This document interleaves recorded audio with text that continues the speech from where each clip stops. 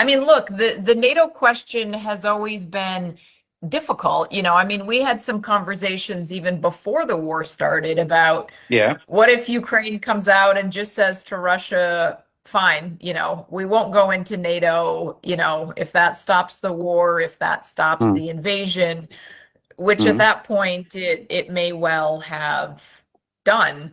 mm, I was uncomfortable with the idea of the US pushing Ukraine not to do that and sort of implicitly giving Russia some sort of sphere of influence or veto power on that.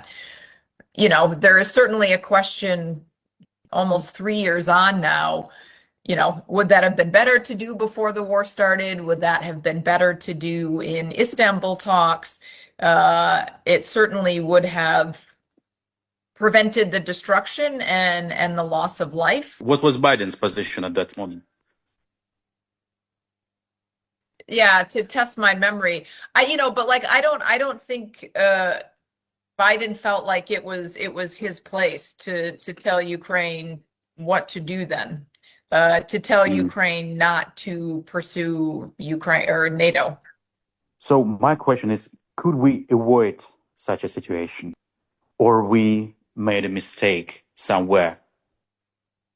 Yeah, I mean, I guess if you want to do an alternative version of history, one option would have just been for Ukraine to say in January 2022, fine, we won't go into NATO, we'll stay neutral.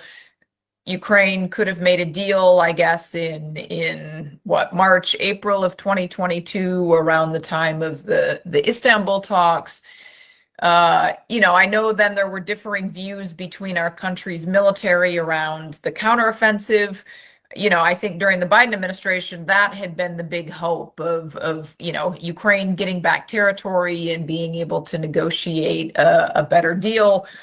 That didn't go as anybody wanted it to, and I think there's different arguments in the US and in Ukraine Mm. about why that didn't work out.